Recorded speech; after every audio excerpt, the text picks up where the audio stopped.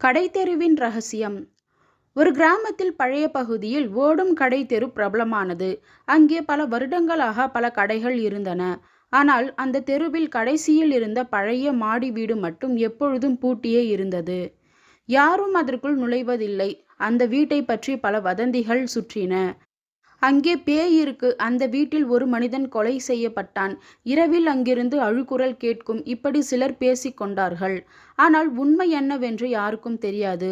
ராஜா ஒரு பத்திரிகையாளர். அவருக்கு மர்மங்கள் தீர்ப்பதில் பெரும் ஆர்வம். அவர் அந்த வீட்டின் வரலாற்றை ஆராயத் தொடங்கினார். கிராமத்து முதியவர்களிடம் பேசினார். அந்த வீடு 40 வருடங்களுக்கு முன் ஒரு வைத்தியருக்கு சொந்தமாக இருந்தது என்று ஒரு முதியவர் சொன்னார். ஆனால் ஒரு நாள் அவர் மர்மமாக காணாமல் போனார். அதன் பிறகு அந்த வீடு பூட்டப்பட்டது. ராஜா மேலும் தகவல்களை தேடினார். அவருக்கு ஒரு பழைய செய்தித்தாள் கிடைத்தது. அதில் ஒரு சிறிய செய்தி இருந்தது. வைத்தியர் மாணிக்கம் காணாமல் போனார். அவரது மனைவி மட்டும் தற்கொலை செய்து கொண்டார். ராஜா அந்த வீட்டை நெருங்க முடிவு செய்தார். ஒரு இரவு அவர் தனது நண்பர் விஜயுடன் அங்கு சென்றார். பூட்டை உடைத்து உள்ளே நுழைந்தார்கள். உள்ளே பூஜை அறை, பழைய நாற்காலிகள், தூசி படிந்த புத்தகங்கள் இருந்தன.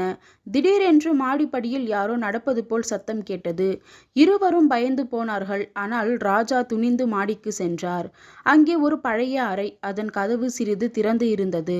உள்ளே நுழைந்ததும் அவர்கள் ஒரு பழைய டைரி கண்டுபிடித்தார்கள்.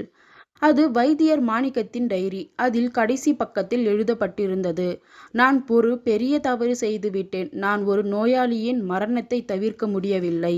அவரது குடும்பம் என்னை பழிவாங்க வரும். நான் இனி பாதுகாப்பாக இல்லை. ராஜா மேலும் ஆராய்ச்சி செய்தார். வைத்தியர் மாணிக்கம் ஒரு பணக்கார நோயாளிக்கு மருந்து தவறாக கொடுத்து விட்டதாகவும் அதனால் அவர் இறந்து விட்டதாகவும் தெரிய வந்தது. அந்த நோயாளியின் மகன் வைத்தியரை பழிவாங்க வந்திருக்கலாம் என்று நினைத்தார். ராஜா இந்த விவரத்தை போலீசில் புகாரளித்தார். போலீசார் பழைய கோப்புகளை ஆராய்ந்தனர். உண்மையில் வைத்தியர் மாணிக்கம் கொல்லப்பட்டிருக்கலாம் என்று தெரிய வந்தது. அந்த வீட்டின் ரகசியம் வெளியானது.